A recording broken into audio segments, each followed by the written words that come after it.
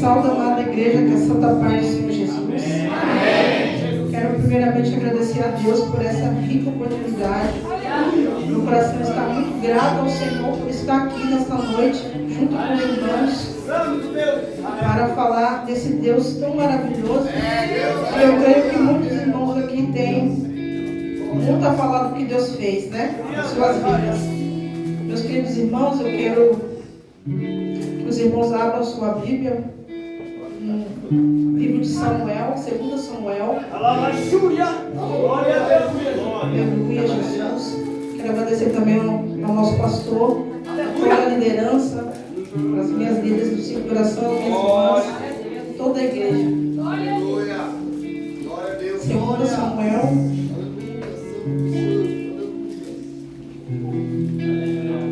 Capítulo 12. Meus irmãos, a gente sente sim o poder de Deus aqui nesse lugar. Aleluia.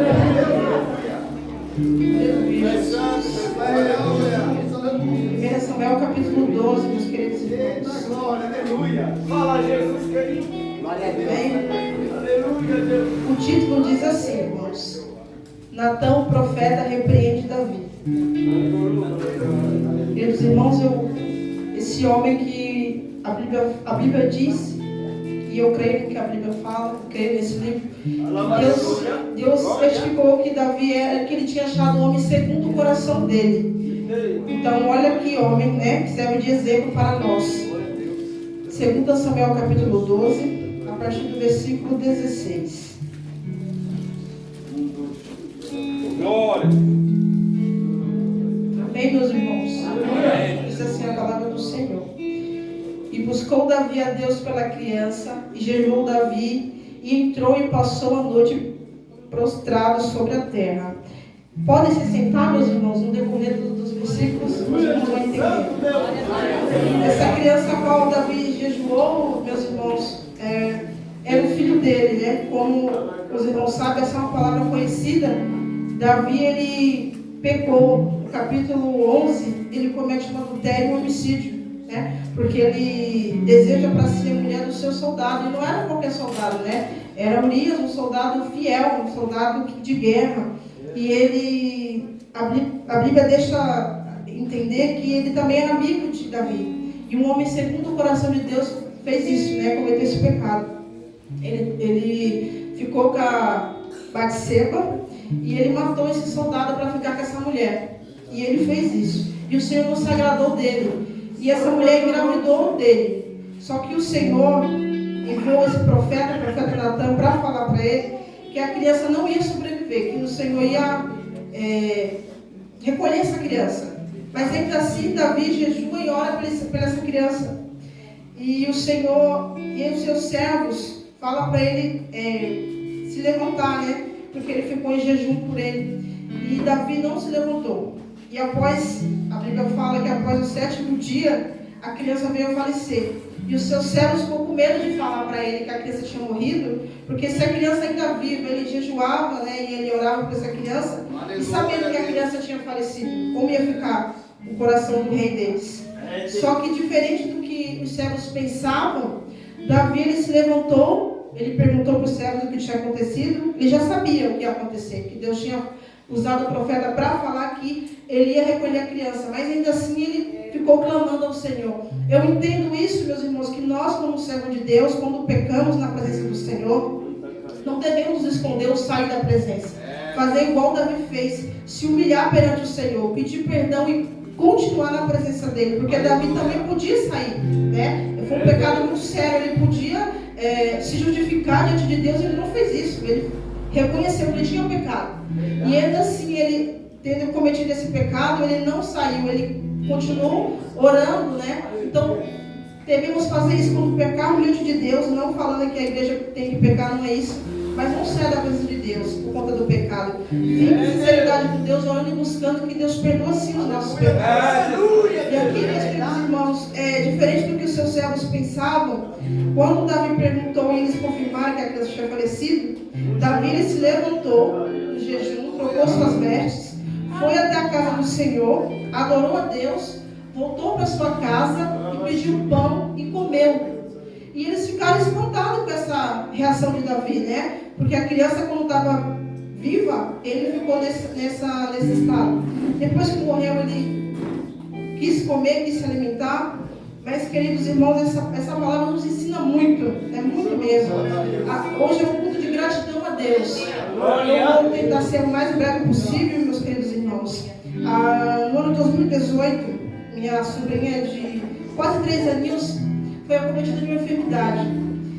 E, meus irmãos, foi um tempo, não que eu não ore, mas foi um tempo que eu busquei muito a Deus. Muito mesmo. Porque a cada dia que passava, minha sobrinha ficava, o estado de saúde dela se agravava. Deus que é. E eu acreditava firmemente que Deus ia curar a minha sobrinha. A minha família toda pediu as esperanças, mas eu não perdi. Porque eu acreditava no milagre. E o Senhor, queridos irmãos, o tempo todo, em 2 louvores, porque Deus fala nos louvores. Em 2 louvores, Deus falou para mim que Ele ia recolher a sobrinha e que eu ia louvar o nome dele na dor. Mas sabe quando você não quer ouvir a voz de Deus? Quando a voz de Deus não é o que você quer ouvir?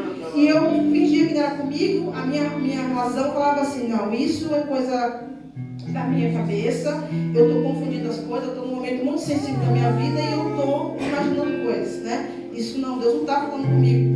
E depois Deus falou novamente através de um louvor que não era para me questionar a vontade dele. Mas, queridos irmãos, e no dia que a minha sobrinha faleceu, eu me lembro perfeitamente, foi um dia de domingo, minha irmã me ligou e falou assim, Elô, nossa sobrinha não vai sair dessa. Aí eu fui e falei com o Senhor. Falei, Senhor, entra naquele hospital e faça a tua vontade da vida dela. Mas sabe o medo da vontade de Deus não ser a minha? E a vontade de Deus não foi a minha. Naquele mesmo domingo, quando eu vim para o culto, voltei para casa, aí eu subi da notícia que minha sobrinha tinha falecido. De imediato, irmãos, eu me ajoelhei, eu chorei muito na presença de Deus, porque foi uma dor que eu nunca senti na minha vida. A dor do luto, ela é terrível. Cada um vive a sua maneira, mas para mim, me esbagaçou aquela dor. E eu agradeci a Deus pelo tempo que minha sobrinha ficou conosco. Me levantei, fui, minha sobrinha morreu no estado, ela morreu no estado do Espírito Santo, mas o corpinho dela foi velado na cidade a qual ela pertencia, que era a Bahia, né? Meu esposo não pôde ir comigo, no mesmo dia eu fui para lá, com a minha filha Mirella. Queridos, eu fui assim, meu Deus, parecia que eu estava morta, mas eu estava viva, eu não morria de tanta dor que eu sentia. E nesse ônibus, meus irmãos, eu fiz amizade com uma senhora, e essa senhora, ela não tinha visão, né? Os 2 olhos, ela perdeu a visão. Queridos, eu nunca vi uma alegria daquela. Ela viajava da Bahia para o Rio de Janeiro para fazer compras, né? Ela era sacoleira, para vender a Bahia. E ela falava assim, ela não era crente. Ela falava assim, eu não me entrego. E eu não me revoltei contra o Senhor. Eu não me revoltei contra Deus. E aquilo foi trabalhando no meu coração, irmãos.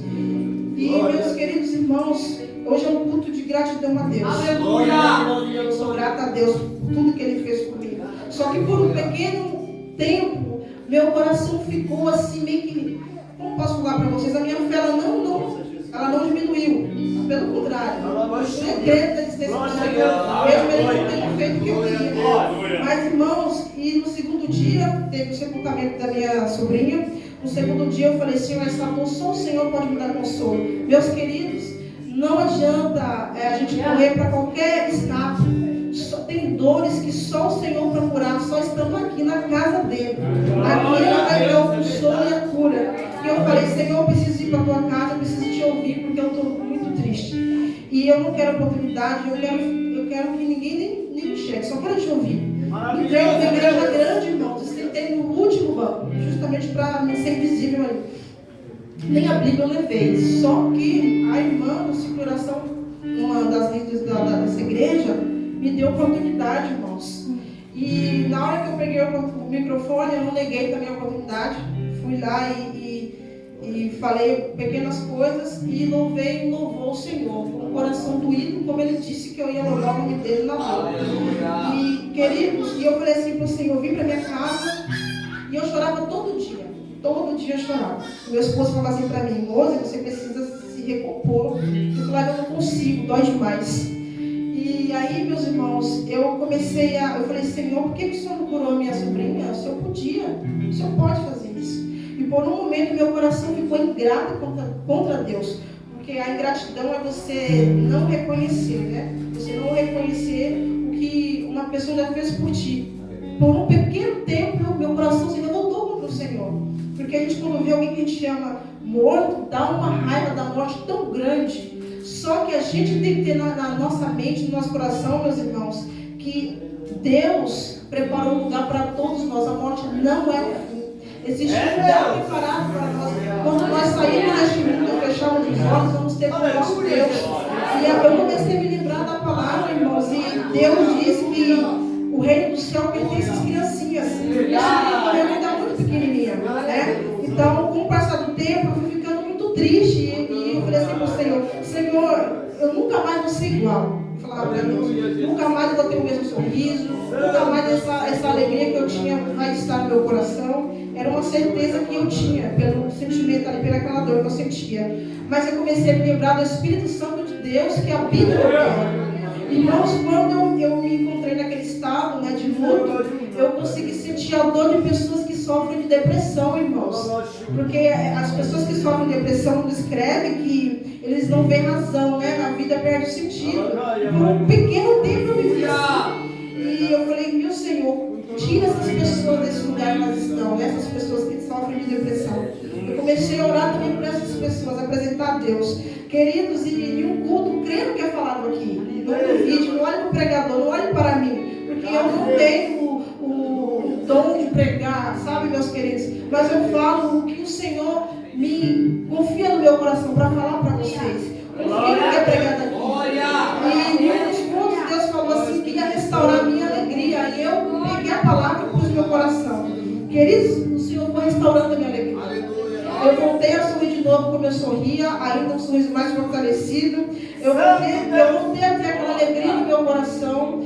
Deus colocou uma paz tão grande aqui dentro, uma certeza que a minha sorriso se encontrava em descanso. Que isso, queridos, é tremendo.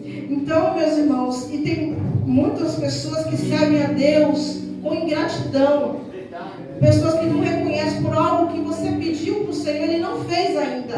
Ou Ele não está fazendo, ou de repente você tem alguém que você ama tanto e o Senhor recolheu essa pessoa e você pediu tanto, ou de repente eu não sei o que os irmãos têm pedido ao Senhor e o Senhor não tem feito, e fica aquele sentimento escondido como estava no coração do nosso irmão Zumira, né? Estava ali no cantinho, né? Está na presença de Deus e fala: Senhor, por que o Senhor não fez isso para mim? Mas o Senhor sabe de todas as coisas, meus irmãos. Não tenha um coração grato ao Senhor. Creia que tudo aqui nessa terra é passageiro. Nada aqui é permanente, irmãos. E não há felicidade longe do Senhor. Não há. Não fuja. Não saia da presença de Deus. Não desacredite da igreja por conta de algo que aconteceu, meus queridos. Não desacredite no poder de Deus por algo que Ele não fez para nós. Creia que o Senhor vai fazer. Creia que Deus, Ele nos ama, meus irmãos. E a alegria, se seu coração se encontra triste, como o meu dia se encontrou. Se um dia você olhou para Deus com gratidão, como um dia eu olhei, o Senhor, hoje, Ele quer tirar isso do teu coração, porque com Ele está a alegria. Em Deus a gente encontra alegria, te encontra amor e conforto. Então, que o Senhor possa tirar do teu coração toda tristeza, toda ingratidão, e crer que Deus é um Deus de amor, meus irmãos. Tem coisas que o Senhor faz na nossa vida que a gente não entende. Vamos entender depois. Depois de um tempo a gente entende, ou tem respostas. Por que eu te sigo, Senhor? Como eu falei para ele, eu creio no Senhor, eu sei que o Senhor existe, eu sei que o Senhor é real. Por que o Senhor não me ouviu? Meus queridos, o Senhor, Ele nos contempla. E tem respostas que só vamos ter lá em cima. Aqui não vamos ter. Não vou falar para você, você é um servo, você é uma serva de Deus, e aconteceu tal fato na tua vida, Deus permitiu isso acontecer. Por isso, eu não sei, meus queridos. Lá em cima Ele vai nos falar. Então, creia nesse Deus, tenha um coração grato ao Senhor. Reconheça o que Ele fez, abrir os teus olhos para o Evangelho dele. Porque tem pessoas no mundo, irmãos, que estão cegos. Eles têm dinheiro, eles têm tudo, mas não tem o principal, Ele. Não tem Ele. Não sabe no céu, não acredita no céu, e nós acreditamos. E é para lá que nós vamos. Então, meus queridos irmãos, eu estou falando para vocês, não espere, eu não posso falar para vocês, Não sei se eu correspondi às expectativas dos irmãos que estão aqui, mas eu sei que essa palavra foi o Senhor que me entregou. Essa palavra foi muito meu coração.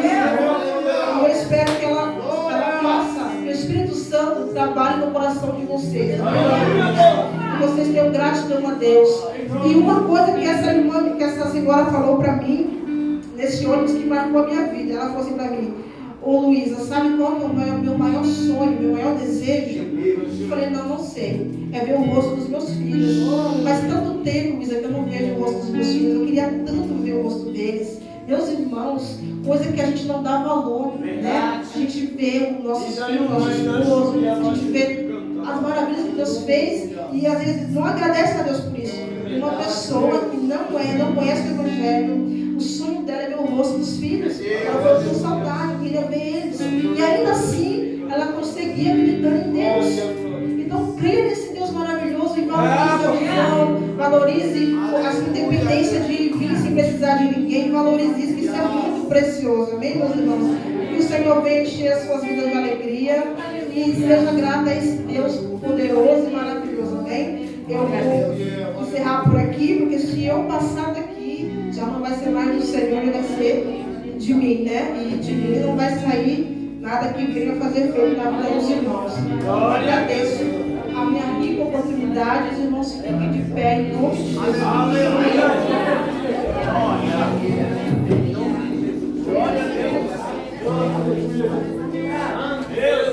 Queridos, tem algum irmão aqui que se encontra assim com o coração ingrato, com o coração triste? Ingrato não queira dizer, como eu fui buscar no dicionário, não é uma pessoa raivosa, não é uma pessoa que por algo que não foi, que o Senhor não fez, ela deixou de reconhecer o que Deus já fez, né? O que Deus tem feito na tua vida, que é o purificar das mãos, que é o envio, que é ver o rosto do teu filho, que é ver as maravilhas que o Senhor fez. Se o seu coraçãozinho se encontra assim nesta noite, venha aqui à frente receber uma oração. Que o Senhor, os servos de Deus estão aqui para orar pela tua vida. Não tenha vergonha, mesmo que você sirva a Deus há 10 anos, há 20 anos, há 30 anos. Se você encontra assim como um dia eu me encontrei, com aquela, como posso falar, aquela ingratidão no coração. Senhor, eu te sirvo, por que o Senhor não salvou meu filho ainda? Eu creio em ti, por que o Senhor permitiu essa enfermidade na minha vida? Por que o Senhor permitiu um luto na minha casa, Pai? Se você se encontra assim, sabe, meus queridos, o Senhor te quer aqui, na frente do altar dele, para ele derramar o bálsamo no teu coração, meus queridos. Não tenha vergonha, não tenha medo. Creia que essa palavra nos tem do Senhor, confirmação para trazer algo que não seja mentiroso. Não que a palavra do Senhor seja mentirosa, que é a palavra de Deus. Algo que seja de mim ou para impressionar a igreja de Cristo. Então, se você se encontra assim,